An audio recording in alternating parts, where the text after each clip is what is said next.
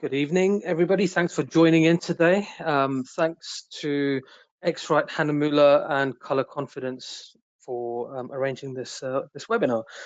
I can see there's quite a few of you already sitting there listening, so thanks for joining in. So we're going to speak about capture to print today, and what this actually means as a process, what this actually means for you photographers to be able to create prints from your amazing photography in a far less painless way than most people are used to. So we're going to talk about creating photos for the purposes of printing, basically. Before we begin, here's a thought. In this age of social media, we're all trying to survive in an overcrowded marketplace with shameless replication everywhere. So we have to evolve and be unique to thrive and not just survive. How do we do this? Well, let's begin with this general message. Let's strive to be singular in our differences, but plural in our efforts. What does this mean? Well, essentially it means be unique, form a recognizable identity for yourself, and conduct yourself in a way that will protect our industry, our amazing industry. And this will make our industry a much nicer place to be. So, just a thought, overreaching thought for everybody. And let's move on. So, capture to print. What is the power of print? It's not just about how much your clients have fallen in love with one of your photos. It's about the process. It's about the vision. It's about the rigor and the discipline it takes to create a set of amazing images, to then create an amazing album or wall art or whatever it is you do for your clients. And the idea is the age, that piece of artwork, that print, ages with the moment which was captured in the image. It tells a story of that time, and your memories and memories of your clients will rely on the accuracy of that photo. The color of someone's hair, perhaps the clothes they wore back then, what wallpaper you had in that room at in that particular year or at that time. It's about validating nostalgia and ultimately confirming your cherished memories of people and places.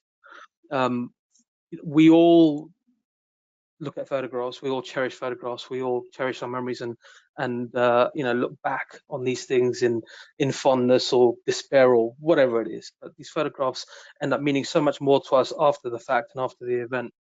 So as photographers, it's up to us to get this right, isn't it? So what's the process? Well, it's a photographic style, it's visual impact, it's technical approach, and it's consistency. But we're going to focus on the technical approach and the consistency. So assuming you're experienced and your camera settings, exposure, depth of field, ISO, white balance, all that stuff, are all well judged, color consistency is one thing that will have an impact on the viewer. And quite an important thing, because color affects psychology in quite a big way. And this will set the tone and energy for the viewing experience, not to mention how much effort color balancing requires in post-production, just to get the right look, let alone consistency, worrying about consistency between cameras. That's something we'll touch on today as well, because many photographers like myself, we shoot with multiple cameras. I have a team of people who all shoot with multiple cameras as well, so across a set of images, and I shoot a lot of high-end weddings, mainly Asian weddings, which are full of color, full of energy, full of drama. And we need to achieve a consistency in the look and the feel, because when our couples come back to look at the photographs, the last thing we want is for the images to be jumping around. Obviously we can control exposure and dynamic range and contrast and all that sort of stuff, but we don't want the colors to be bouncing around. Some to be too warm, some to be too cold, some to be too green, some to be too magenta, and so on and so on. We want a consistent look and feel. So know your equipment is one of the main things. And the thing to understand about your camera is it doesn't see nor comprehend color. Okay, it captures color, but it doesn't see or comprehend color. It sees things in shades of gray. So understand that all of your cameras, if you're shooting with multiple cameras, will also create different results, even if you're shooting with the same model. So I use Canon 1DX Mark IIs, and I have a range of Canon 1DX cameras, and they all capture slightly different results. So if you shoot with Canon 5Ds or different Nikons or Sonys or whatever it is you use, side by side, each camera will produce a different result. And there's a lot of technical reasons for that, and it could be things like components have been switched between one supplier and another throughout the life of that camera. Um, they may become cheaper, they may be unreliable, or whatever it is, and so they change throughout the life of that particular equipment. What it means is you end up with an inconsistency, and you have to try and get that consistency back. But how do you achieve the consistent results if this is the case? Well, before we go into that, let's just look at a few images. So these are some images, and I won't talk about the images too much.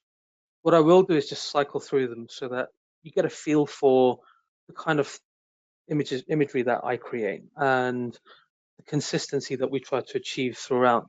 Now, one of the key things for me when I'm processing these images is skin tone. And obviously, if I'm shooting cars, then a realistic color palette there. But skin tone for me has to look realistic, has to look believable. And even with black and white images, because I shoot in RAW and I use a lot of color balancing in my post-production. We'll look at a little bit of that later on as well. When I do my black and white conversions, my levels in my colors affects the levels in the black and white, particularly in the skin tone. So it's very important to manage color, even though you're going to convert to black and white. So I like to think that we've achieved a real consistent look and feel. And I'll come onto the album in a second. Real consistent look and feel throughout all of our images that I've shown you. They're all different brides and grooms. They're all taken, throughout the year on different years. There are some images here that in that range that you saw, which were possibly 7 or 8 years old, and there were some that were just created last year. And we really pride ourselves on that consistency, and it's through this process that we're going to discuss today. So many of you may be wedding photographers. Consistency is an important thing here. So I'm just cycling through a few pages of one of our bride and groom's albums, and I'm going to go through them relatively quickly. So it's not about the images here, it's about the consistency. And as I'm kind of fading from one page to another, you'll get a feel for the consistency in the colors, the skin tones, that they don't jump around. There's a nice flow to them. So when our couples look at, and their families and their friends look at these albums, and they turn the pages, they're drawn to the images. It's all about the storytelling, and that's what becomes important there. And they're not distracted by color shifting around, exposure shifting around, all that sort of thing. So it can be eliminated very, very easily. I see this a lot, actually. I see a lot of inconsistency in prints and in particularly prints, actually, when I judge the print competitions at conventions like the SWPP or WPPI. It's quite often we look at albums, but sometimes we look at prints, and when they're all hung on the wall, you can see which authors have really thought about the color management and the process and the color management, and those who haven't. And those who haven't quite grasped the whole process of color management. And it really comes out in the print, actually. And the reason is this: there are many different levels to this, aren't there? There's capture. In fact, let's go on to the next slide because it talks about it here. So there's the capture, and most people think, well, there's nothing I can do. I'll take the picture and I'll worry about it in post-production.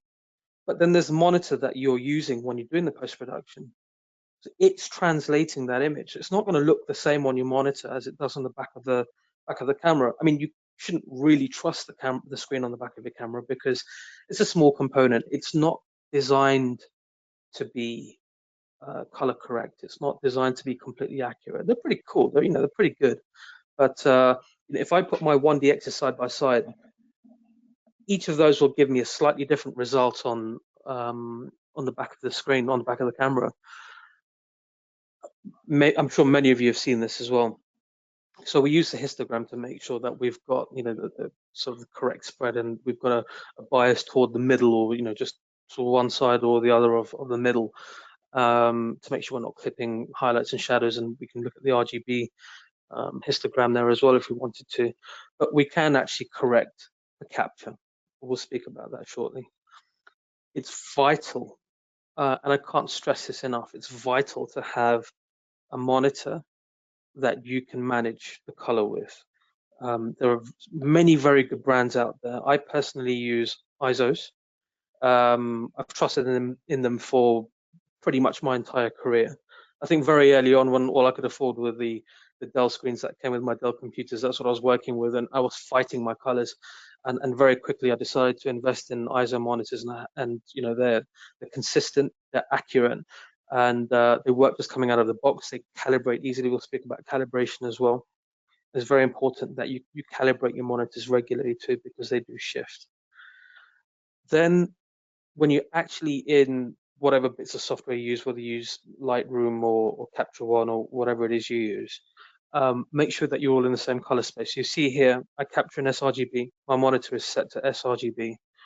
Lightroom, it doesn't give you the option to switch to sRGB, but it gives you the option when you output to Photoshop as to what color space it puts it in, because in Lightroom, you'll see the raw in the color space it was captured in. So in this case, it would be sRGB. And then in Photoshop, it's very important that you're working in the same color space and it hasn't inadvertently set you to something else because of a default that you have. So it's quite often, you know, the case where people trip up on their particular preferences for that software. So if you're using Photoshop, quite often you might have a preference for a new document to default to a color space that you had, you know, you just weren't aware of. And you come to print the image and you think, oh, hold on, this looks nothing like what I have on my screen. You know, then you start scratching your head, you go backwards, and you start to compensate in one area for a shift somewhere else, and that causes a problem further down the line. And it compounds. You end up just creating more of a mess for yourself. So once you understand this process in front of you here, it becomes very easy to manage. Now, this might sound like bragging, and perhaps I have the right to brag a little bit here, but it's not meant to be. When I'm doing the print competition, when I'm entering the print competitions myself, the hardest part, most time-consuming part, is the retouching of the image. Because I have this process managed, when I'm happy with my retouching, I will literally hit print, and it will come out of the printer exactly as it looks on the screen. And there are a few things to discuss there as well, you know, about the correlation between the screen and paper. We'll touch on this too. So let's move on a little bit. So I use the I1 display by X-Rite to calibrate my screens. Some of my ISOs have built-in calibration, which is fantastic. And again, you can correlate between between the different sensors. So the software that comes with the ISO monitors allows that. So whether you use ISOs or BenQ or NEC or any of the other brands that are out there, you can correlate between different screens. So you can do what's called studio matching. Because on my setups over here, I have multiple monitors. So the one I'm speaking to you on, I actually have 4 monitors, and they're all color matched essentially. And then the other computers in our showroom have multiple screens, so they all have to be color matched as well. So the software that comes with the I1 display allows you to do all of this as well. So it has a wizard that's very easy to follow. You'll make sure that both screens look identical side by side just by using the wizard, and you can check this just by opening a document and dragging it between the screens to make sure that they look right. And if they don't, you can do micro adjustments, but it's pretty good out of the box. Worth investing in. If you don't have one, it's a must-have. Especially if you've taken the time and invested in a good color management screen, it would be crazy not to have a good colorimeter like the I1 display. It's not particularly expensive, it's quite affordable. At the end of today's webinar as well, I'll give you a 25% off code, which is valid for 1 week. So you can get shopping and get all the essential bits and pieces that I'll be speaking about today. This is the bit that very few people know about, okay, is profiling your cameras. It's when I discovered this myself, it was a revelation, and I couldn't believe that I wasn't doing this sooner. I couldn't believe that it didn't occur to me sooner. In fact, I felt rather silly that I had you know, I'd suffered this oversight, and it's nobody's fault. It's not a common thing. Most people don't know about it, but it's incredibly powerful. And I would say it's one of the smallest things that provides the biggest gain. So the X-Rite Color Checker Passport is a target that looks like this. This is the one for photo. There's also one for video. If you any of you guys out there are videographers or cinematographers, so my team also does cinematography, so we use the video target too. Now, essentially, it's a passport that's well, it's the size of a passport, and you can put it in your pocket, and it comes with a little lanyard, which is great. I always have my assistants carry one with them throughout the day, and we'll always get photographs like the one on the right here with the lady holding the target up, of each of the cameras in the key environment. When I say the key environment, I mean the environment that we're working with predominantly throughout the day, so that we can create a profile for each camera. And I'll speak about the profile for each camera in a moment. The middle picture has a grey card, so obviously we could use that for color balancing, which is great. You know, it just provides a great reference and a start point, for what is quite a long day for most wedding photographers, and we tend to have to deal with lots of mixed colors, particularly in the receptions. We end up having to deal with a big wash of magentas and reds and blues and all this sort of thing, and it's very difficult when you move across the room and from sort of situation to situation. Quite often we end up having to follow our brides and grooms around the reception when they're saying hi to all their guests, and they're moving from light quality to light quality. So every now and then I'll get I'll call out to my assistant and I'll ask him to hold it up in the air, and we'll just take a shot of this so that we've got a reference point. And it just in Lightroom, it gives us a good start point, and then we can creatively adjust from that point to achieve the look that we want to achieve. Let's talk about this target here with all the the 24 point target here. It's a clever little thing. So essentially, if you think back to what I said earlier, the camera doesn't recognize color, it doesn't know what it is, but it knows what the values of color should be. Well, that's what's happening here. If we have 4 cameras on a shoot, I have 2 and my assistants have 2, for example. If we all take a picture of this target at the same time, in the same area, in the same quality of light, it's going to show those different colors as they appear under that light source. The image on the back of each camera is going to look slightly different because of their variances. Even if the camera settings are the same, the white balance is set to the same, shutter, aperture, ISO, everything's set to the same. You then take that image, convert it to a DNG, and Lightroom has a plugin that allows you to do this. So as soon as the raw file or JPEG or whatever it is you're using appears in Lightroom with the target, you can literally just go to the plugin in Lightroom and it'll read this, it'll convert it to a DNG, and it'll allow you to drop that image into this piece of software. So I'm just going to switch out for a second.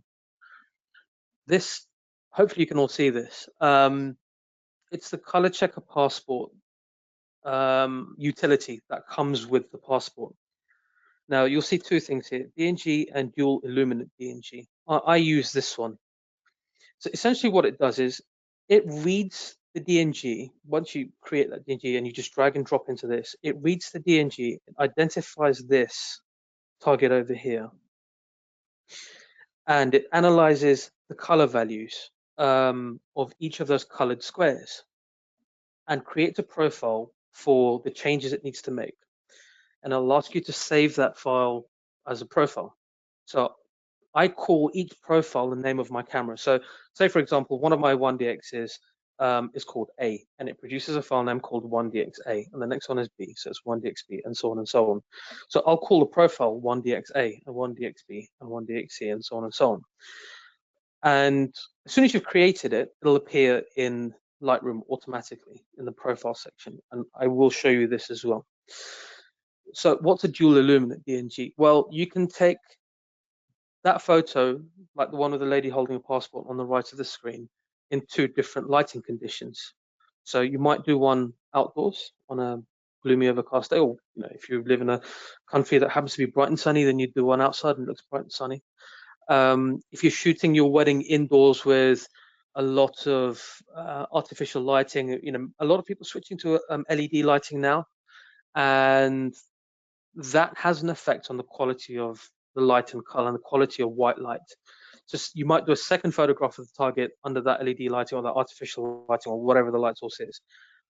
You drag both of those DNGs into this. It'll calculate the differences across the two and produce one profile that will give you a great start point for the mixed lighting conditions. It's incredibly powerful, and that's what I use because it gives me a very good sort of relatively neutral start point and that consistency across all the different cameras.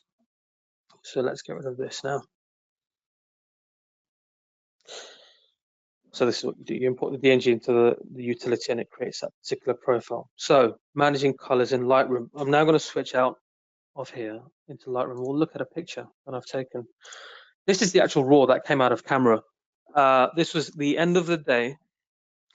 It was in the dead of night, probably about 11, 12 o'clock at night. Everyone had gone home and everyone was tired and shattered. And it was literally the parting shot.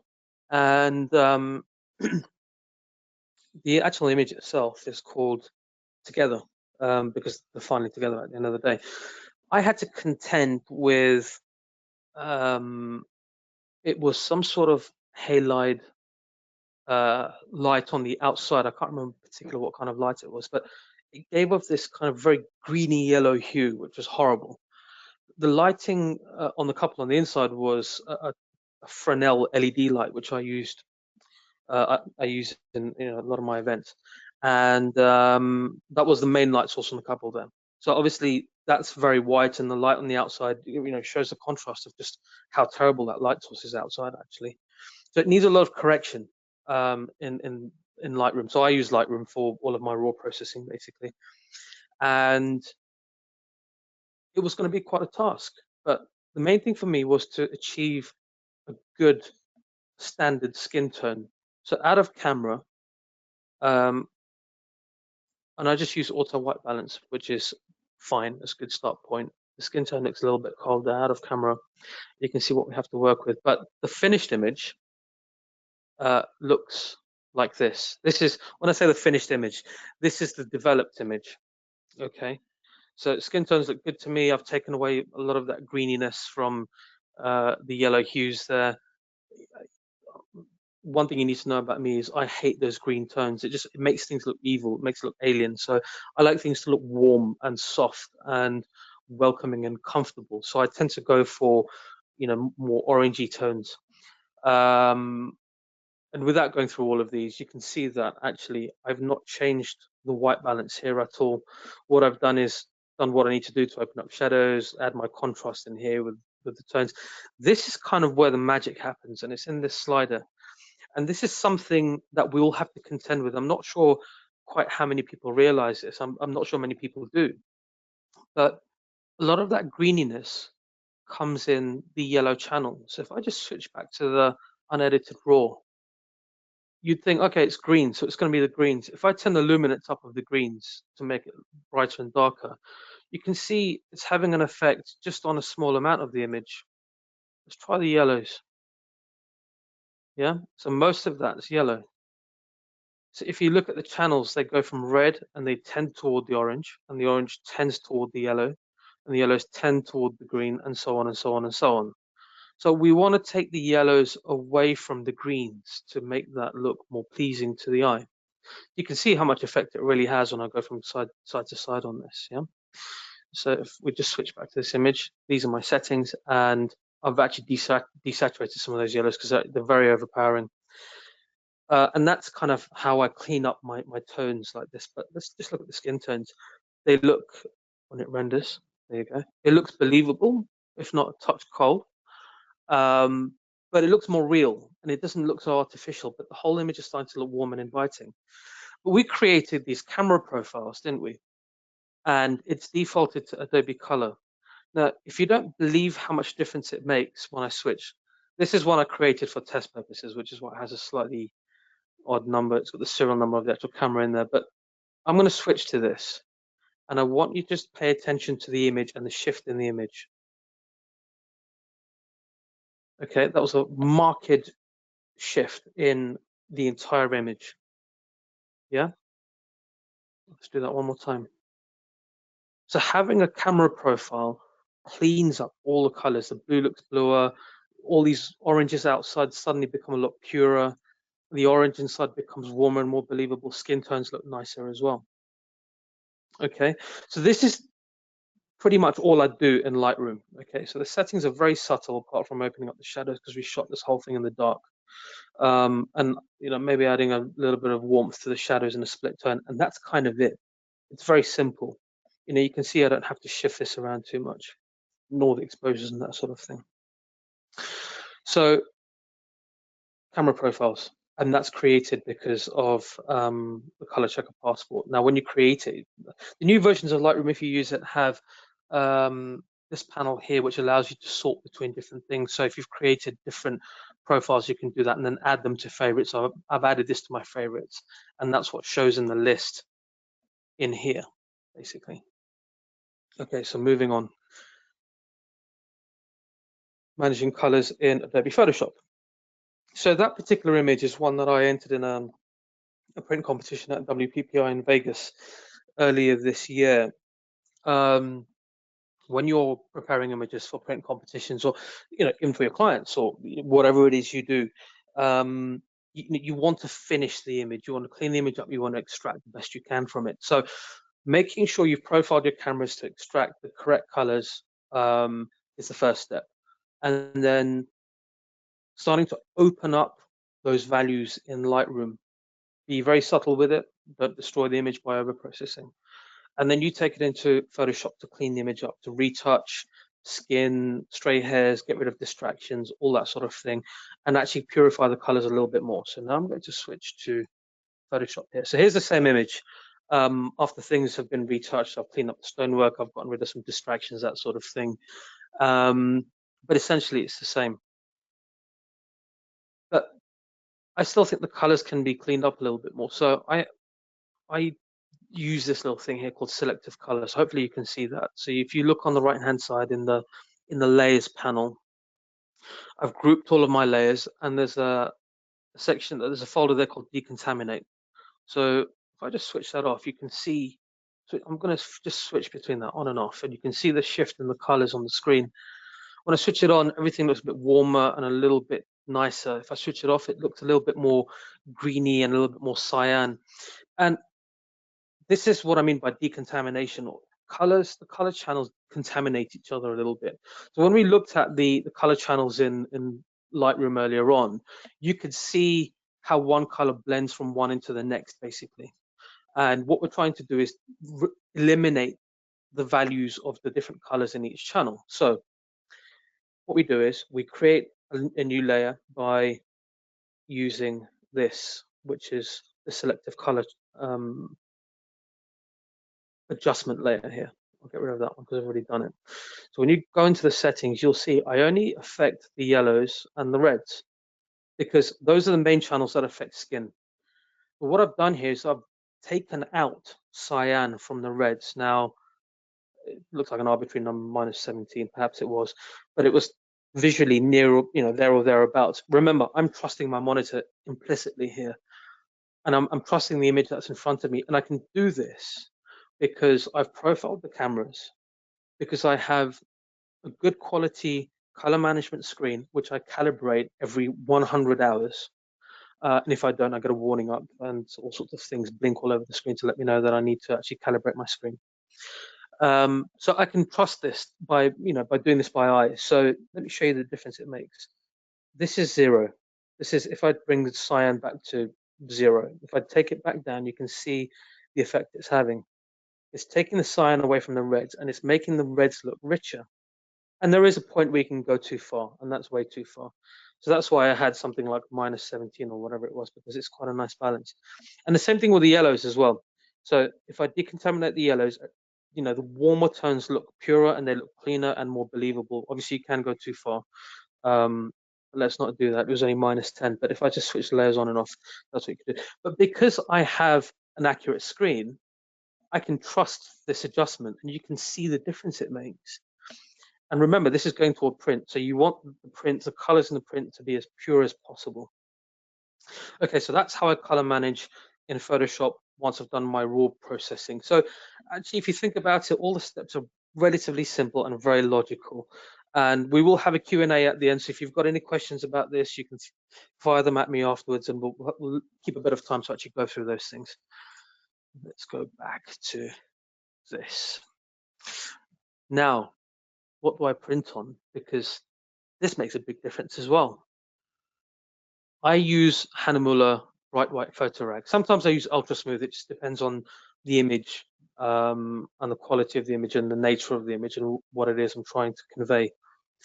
I use Hahnemühle bright white. I love the Hahnemühle quality. The quality of the paper is consistent, beautiful, creamy. It's luxurious, and it shows in the print. And the quality of the print is incredibly fine, incredibly detailed. You'll see the finest detail. You know, I've had pictures, and I don't think I had it in that set of images I showed you earlier on, but I've had images where in a print competition where the people are probably no taller than a centimeter high in the overall print. And if you zoom into if you not zoom in, but if you bring your face up to the paper and look at their face, you can still see the expressions on their face. It's so fine and detailed. It's unbelievable. If you've not used Hahnemühle, it's absolutely worth it. Reason I use bright white is because I want the whites to look white. Now, think about this. If you've gone and invested in all this color management, you bought a passport, you've calibrated, you've profiled your cameras, you've invested in a good monitor and you've calibrated it, and you've bought a i1 profile and all of that. It's a big process to sort of go through, only then to use a medium that's going to skew all your colors, right? So I want my whites to look white, which is why I use bright white paper. It's just a simple logical reason. It's nothing more than that. When I'm creating an image in camera and when I'm going through the post-production, I have a vision of what it is I'm trying to achieve here. And the last thing you want is for it to come out of the printer and you actually sit there scratching your head thinking, why do all the colors look muddy? Why do the whites look muddy? Why don't the blues look blue? Why do the reds look brown, and so on and so on? I want a simple process that's easily repeatable, simple process that you can just replicate over again, over and over again. And if you're like me, where you're a bit of a night owl and you tend to work into the small hours, like I'm sure many of you do, the last thing you want when you're getting tired is to then have to beat up the printer or beat up Photoshop or beat yourself up because you've made a silly mistake along the line. So keep it simple. That's why I use bright white paper. But the other thing you need to do is download the paper profile. Why do you need to do this, you ask? Well, each paper type from whichever manufacturer you use, so I use Hahnemühle obviously, has different characteristics. It's going to treat inks very differently. But then you're going to ask yourself, well, Canon ink is going to be different, and I use a Canon Pixma Pro one. Different manufacturers will have different types of ink, and all the inks are going to behave differently, and all the inks will behave differently on different kinds of paper. So you might be sitting there asking yourself, hold on, this is a bit of a can of worms here. It's a bit of a minefield. How do I manage all of this? Well, Hahnemühle have been incredibly kind, and they've tested all of this. So I'll actually switch to the website because that's just a screen grab. If I go to the website here, let's say Photorag Bright White, and it gives you all the information there. It's lovely weight, it's 100% cotton, and so on. You want to download the ICC profile here, okay? So you've told it the type of paper. You're going to tell it it's a Canon because that's what I use. And believe it or not, they've profiled all these different brands and they've profiled all the different models. So that's my one there. And then you can just download that profile for that printer by Canon of that paper. It's phenomenal. They've gone through extreme lengths to make sure that the job is easy for everybody. And it really does make it easier because when I finish my retouching, I will go into the Photoshop print dialog box, and let's just switch back to Photoshop here. And that's my print dialog box. I'm hoping you can all see it. If you can't, I do have a screen grab in a moment. And you do print settings, and you've just got to tell it up here, nice and easy. This is the Canon Pro 1 print dialog box. I'm using Hahnemühle Bright White, so it knows it's set it up. It's going to be A3. You set the trays, and that's it. Nothing else. I don't have to mess around with anything else. It's a landscape image, obviously. I'm going to let Photoshop manage the colors here because we've got it all set to, let's just come out of this for a second. Sign profiles. It's set to sRGB. If you remember the slide where I said I set everything to sRGB, if everything's in the same color space, and if your screens are calibrated, there'll be no variance, and it will show you what you expect to see. And the beauty is, when you go to here, and you tell it to manage colors, it'll print what you expect to see. Because you also have the paper profile for that particular paper, and nothing else changes. If you're not sure about these things, I always set to my rendering intent to perceptual, meaning it's how I perceive the colors to be. If you do relative colorimetric, or absolute colorimetric, you're going to get slightly different results. Perceptual takes into account a certain amount of shift in the human eye, I'm guessing, without being too scientific about it. It's probably the easiest way to put it. And I also put black point compensation here as well, because Photoshop prints, whoever makes a printer, whoever makes a paper knows that you can't produce pure black in print. So even if you had a pure black ink and you put it all over Hahnemühle paper, it's going to look slightly different. Also, pure black created by your camera is going to be probably not a pure black as well. So there's a certain compensation in there to actually shift that to make it look a little bit darker. So essentially, that's just darkening the blacks a little bit to give you a little bit more depth. So I have that kept on. I'm sure there's a Photoshop or another expert. Hopefully, there's an expert in there. If you're listening and you've got, in the Q&A at the end, if you think I'm wrong, just flag it up. But it works for me. So perceptual and black point compensation. And click on print.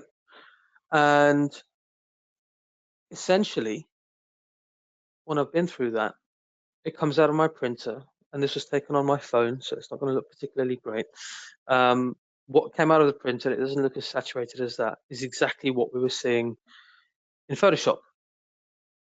So the process is actually incredibly simple, so long as you follow those steps. And you've just got to remember to not exclude the camera profiling. You've got to remember not to exclude having a good monitor and calibrating that regularly and making sure that you're working in the same color space and everything. So check your camera, make sure you're shooting in sRGB. That's if you intend to work in sRGB on your monitor in Photoshop and so on and so on. It's probably the easiest thing to do. The Canons give you an option of switching between Adobe RGB and sRGB. And I'm sure there's lots of technical pros and cons for using one over the other. But if you're going to measure which is, the correct way of, by using success, then, I'd like to think that the awards that my images win are a good measure for, sort of what's the right thing to do and what's not the right thing to do. Here's the thing with the photography world, guys, is there is really no right and wrong. Well, there is wrong, but there's no one right way of doing things. There are lots of right ways of doing things if it works for you. And so long as you're not having to chase your tail, then you know that you found a process that is right for you. So if Adobe RGB works for you, then do that. Just be consistent throughout the process. Make sure that your Adobe RGB on your monitor, your Adobe RGB in your print space, in your working color space in Photoshop, and you use the correct paper profile for whichever paper you choose to go for. So very simple steps, very simple things that you must do to make your life simple, make your life easy, essentially. So that's what we want to do. Is we don't want to have to chase our tails in doing things that are technical. And I know there are a lot of people out there that won't print just because the process is a pain, and I get that. I understand it. And I've seen a lot of people tear their hair out with these things, and I've also seen a lot of people realize that once I've revealed this process to them, that actually they were tearing their hair out for no reason whatsoever. It is actually much simpler than people think it is. So there is a discount code for all of you. If you want to invest in any of the X-Rite products on the website, just when you get to the checkout, just enter Sanjay25 and you'll get 25% off all these products. And it's only for a week from today. So I hope that's useful for you all. I've sworn by X-Rite products pretty much through my entire career. Quite early on in my career, I decided to invest in good equipment, and the X-Rite products were some of those things, including a good monitor as well. So the passport has, I think they say it's a 3-year life, and then you just call X-Rite and you can replace the color chart, because eventually the colors will fade on there. So you want those color panels in that passport to be as accurate as possible all the way through. The colorimeter, so the I1 profiler I've been using for years, and it's been brilliant and accurate and consistent all the way through, particularly across the monitors, so that I can studio match, which is fantastic. So here's the power of print. It raises your standards, it raises your skills, it simplifies your workflow, it improves your imagery and your finished images. It has a positive effect on your brand and therefore your business and ultimately your profit. And that consistency that we spoke about earlier on, the reason it's so important to me is that consistency equates to trust. Okay, and trust is great for your business and it's great for your brand. And just imagine if you're a wedding photographer and you have an album and you have the album land on your doorstep and you're looking through it and you realize that all the colors are inconsistent, and you show that to your clients and they realize that the colors are inconsistent, they lose faith in you, they lose faith in your professionalism, in your ability, in your skill level, and ultimately that's going to affect your reputation. And as you all know, it's very difficult to build a reputation and very easy to bring it down. Ultimately, you are your own brand as well. So if it's something that you promise that quality, it's down to you to achieve that, and it's down to you to make sure that you're doing everything you can to deliver what you promise. And let's face it, it doesn't take much to achieve that, and hopefully I've demonstrated that. The one thing that we can't do on a webinar is obviously show you a real print, which is something that possibly I may do in a workshop later on in the year. Actually just have a section on actually printing. I am actually giving a workshop at the end of this week with Color Confidence at the Faisley Studios in Birmingham. So if you go to the Color Confidence website, you'll see that's on there as well. I'll be demonstrating for real how the Colorchecker passport works. So I'll be creating profiles live and showing some processing live and the difference that makes as well. And we'll be demonstrating with some monitors how the calibration makes a difference as well. So if any of you are around and you can make it to Birmingham on Friday, it's a whole day event. It only costs $29.95, includes lunch, which is fantastic. My understanding is they've increased the number of seats on there as well, so there's a little bit more room now. And there'll be 4 talks by myself and Gavin Hoey as well. So I'll be giving 2, Gavin will give 2. So have a look on the Color Confidence website and you'll see that there. But I hope this has been useful. Thanks for joining in. And we're going to go to a Q&A. Just bear with me for a moment.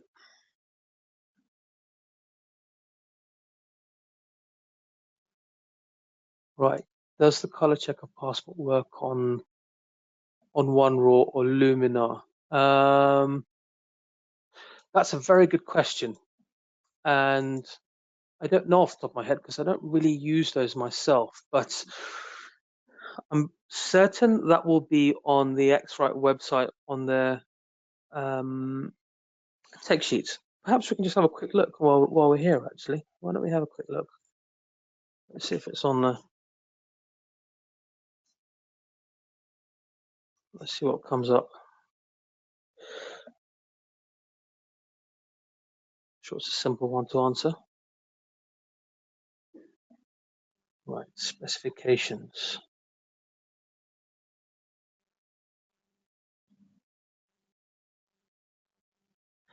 So Photoshop, Lightroom, Bridge. So the answer is no. It'll work on Photoshop, Lightroom, and Bridge. Although it says here, any raw editor with custom white balance capability. I suppose that's for the grey card, perhaps not for the profiler.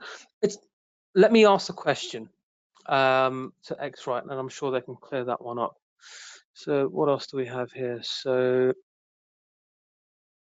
a recommendations to calibrate to the D50 white point before adjusting an image for printing. What do you use? It's a good question, and it's one that people have different points of views on. So generally light booths tend to be D50, although some will switch to D50 and D65. I tend to have my screen a little bit brighter, and this is actually something I promised I'd speak about, and I didn't, so apologies for that. Remember that your screens are backlit, but your paper isn't, which is why light booths tend to be brighter than your monitor. So yeah, either will work. Some people will argue that you should match them, and some people say that your light booth should be D50 and your monitor should be D65. Mine is actually set to D65. It gives me a very consistent sort of result at the end of it. Now, when I'm looking at my prints and I'm waiting for a new light booth to arrive, and in between, I've been using just LED panels in a darkened room. So an LED panel, which is relatively pure with its white light, gives me a very accurate likeness between what I'm seeing on my monitor, bearing in mind the monitor is backlit, and what I'm seeing on the print in a darkened room under an LED panel or under a booth, essentially. So I hope that answers your question. Go for D65 as a start point, and depending on the the values and the quality of your monitor, you may want to make some adjustments accordingly. So long as you calibrate it, I think it should work, and it should be absolutely fine. I know there are a few articles out there as well. The thing to bear in mind also is that monitor technology has changed quite a lot too. And I've read articles that were written back in 2005 that say monitor to D65 and light booth to D50. And that's because they used to be just, the sort of the older tech LCDs, and then obviously the newer ones are LEDs. And you didn't get the consistency across the screen at viewing angles and so on and so on. So it's a very subjective thing, but those are my settings. I hope that answers your question there. What else is there? Any tips for properly calibrating the new iMac 5K Retina monitors? I'm using the iOne Display Pro, but not sure I'm using the correct settings. From Debbie. So Debbie, I use PC and I use ISO monitors. So I've not had any experience using the Macs. Now, the guys at Color Confidence will be able to give you much more useful practical experience because I know they've had to do this sort of thing. I'm pretty sure they'll also tell you that compared to the higher end monitors like the ISOs and BenQs and NECs, the iMacs have limited adjustability, and whilst technically they might show a large gamut in their color ranges and whatever color space you're in, I know that Mac screens tend to be more contrasty than the higher end Pro screens. So that could be a problem there, and then you may need to compensate for that too slightly. So speak to the chaps at Color Confidence, because they're incredibly experienced at this and they're having to deal with this sort of issue all of the time. Sorry, I couldn't give you an answer to your problem directly, but these are the guys to speak to, and they'll be able to walk you through this. They're very experienced and they're very friendly, helpful guys over there. What else do we have? Use softproof. If not, why not? From Nigel. So the softproofing, when you softproof on the screen, it's trying to simulate the paper type, and it can be a bit of a red herring. So Lightroom in recent years has the option to softproof. You can also do the same thing in Photoshop and tell it to softproof for that paper profile. I don't do that only because I know this process works for me, and when I hit print, it's going to come out the way I expect it to on the screen. And if I have to reprint, it's only because I didn't get my retouching right. So actually, for colors and the overall look and feel and the simulated exposure or the printed exposure and contrast and that sort of thing, I don't softproof, because this process negates having to second guess, if you like. And I feel that can't speak all of a sudden. Soft proofing is a little bit of a red herring. It can be. I think it just throws a spanner in the works a little bit and just makes what should be a simple process unnecessarily complex. Try printing, following this process. If you stick to your profiles all the way through, apart from the very end when you apply the paper profile for the type of paper you're printing on, make sure that you reset your printer settings to default. Okay, so if there's any compensation in your printer settings for color or contrast or exposure or gamma or whatever it is, make sure you reset that back to 0, otherwise you won't get the expected result. So I don't have any equalization, if you like, taking an audio analogy on my printer. It's all set to default apart from applying that paper profile. So I hope that helps with that, because the idea, the reason I'm giving this webinar is because this is a process I've discovered myself, really, by trial and error, like most of us have. But it's a simple one that works, and it's one that X-Rite have recognized that I kind of know what I'm doing with color, and they made me a Coloratti, which is one of their ambassadors. So I do recommend you follow this process just to simplify things, and not have to worry about soft proofing as well.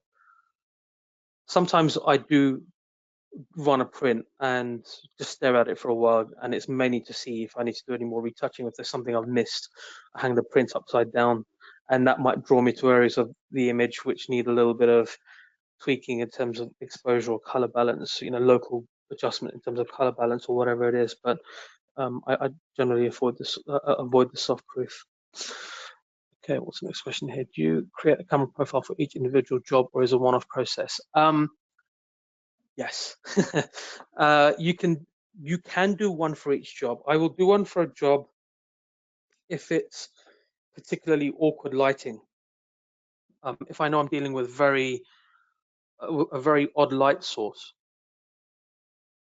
I'll create a profile just for that event. But then you could start tripping up with all of your profiles, because when you create the profile, it drops it all into the same place in Lightroom, and in your pull down list, you'll end up with masses and masses of profiles. But Lightroom does allow you to, select a favorite if one just works better than the other. This is why I use a dual illuminant, because it works in most cases. And the camera isn't seeing different variants from event to event. The variance in that camera between another camera, and more to the point, the variance in that camera between what it's reading and what it should be reading, doesn't change, basically. So I've basically created one dual illuminant profile, and I use that all the way through it. And remember, like with anything in Lightroom, it's a start point. So even when you click on the gray card and it gives you a nice neutral value, it's just a start point, because you're then going to make creative adjustments. But the point is, this allows you to eliminate the variances between the cameras and allow each of the cameras to show colors as they should be, so that you can then work in a very consistent way through all of your images. Doesn't matter which camera which image from which camera you're looking at, and apply that creative post-production, process and look and feel throughout. So I hope that answers that question. Try and keep it simple, guys. Yes, you can create a profile for each individual job. If you're happy to work like that, go for it. If you understand it, go for it. If you want to keep things simple, just go for dual illuminant. It's very powerful. Right, what else? Maybe a stupid question, but does the quality of the printed color cartridges make a difference? And is there a particular one you use? From Brijesh. Brijesh, it's not a stupid question. It's a very good question. I use the Canon Pixma Pro one. It's a very good printer. It's not cheap, although they've dropped in value in recent years, so they're an incredibly good bargain. The ink cartridges are incredibly expensive, but worth every penny.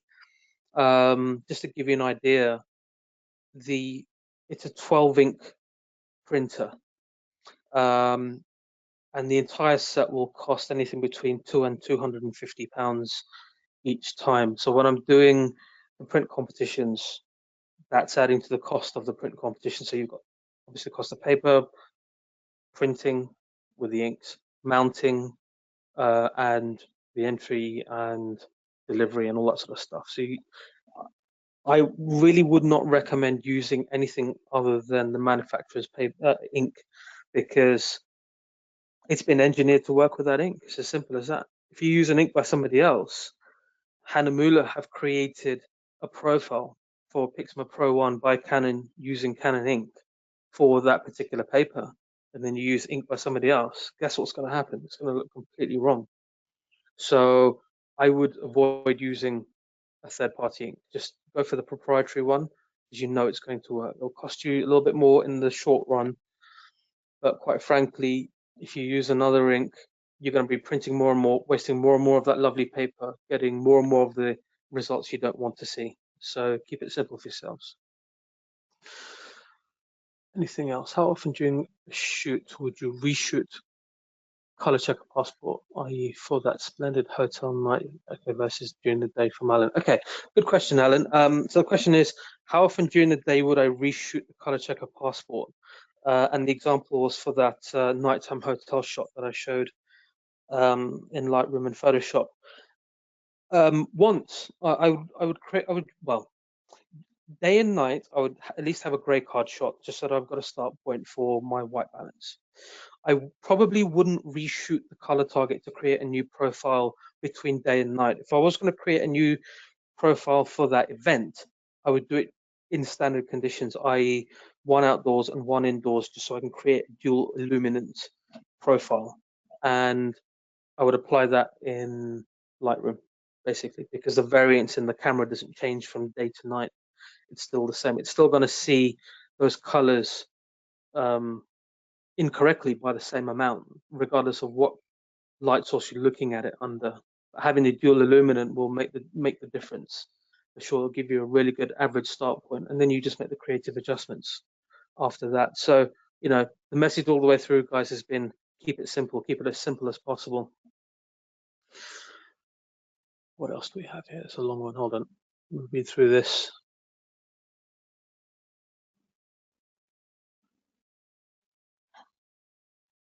So the question here is, just, hi Sanjay, thanks for a great presentation. I have a question on using sRGB versus Adobe RGB.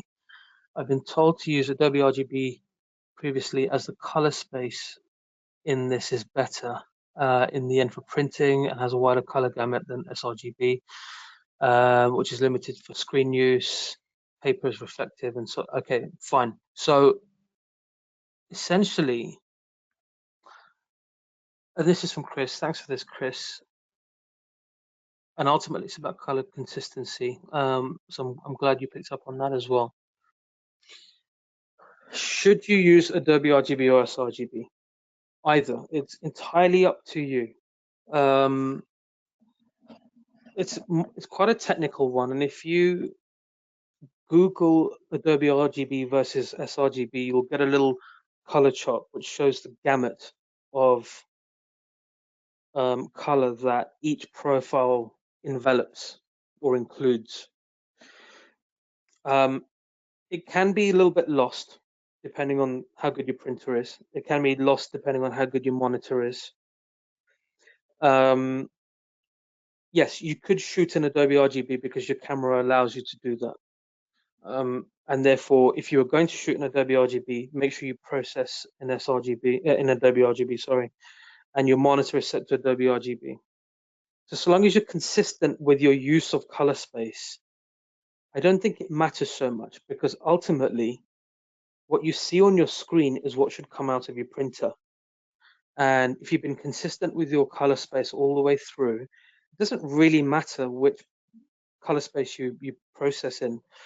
In Adobe RGB, you should be able to see a little bit more detail in certain areas and in certain colors, and maybe a little bit more in shadows and that sort of thing. You're going to be hamstrung by the dynamic range of your camera probably, and the settings that you use. So on that hotel shot, I shot that at 4000 ISO. So that's already going to have an effect on the colors. The quality of colors is going to have an effect on the quality of the shadows when I need to open them up. It ended up looking pretty clean in the end, but that's just because I've got faith in the camera and I know what its limits are. You know, I'd happily do that shot at 6400 ISO, but I didn't need to. 4000 was fine. Most people would, you know, sort of jump out of their shells if they had to shoot at 4000 ISO because they feel that they're going to lose detail and quality. You know, gone are those days where you need to stay within 1000 ISO. You know, newer technology is absolutely incredible, and it doesn't affect the dynamic range so much. But there is an upper level, there is an upper ceiling. So yes, technically you could go for Adobe RGB, but if you've not shot within a range of settings that's going to support that, and you're already starting to tear your image apart in the shadows because you're at a very high ISO and you've opened up the shadows too much, you've kind of nullified the benefits, really, haven't you? But you know, my short answer is either is fine. Just be consistent with whichever one you use throughout the entire process. So I hope that answers your question there, Chris. Thanks for that. That's all we have in terms of questions. You guys have been quite shy, but thanks for the questions you've given us. I hope this has been useful, and thanks for joining in. And we're actually 3 minutes, a little bit over time, so we've filled that up quite nicely.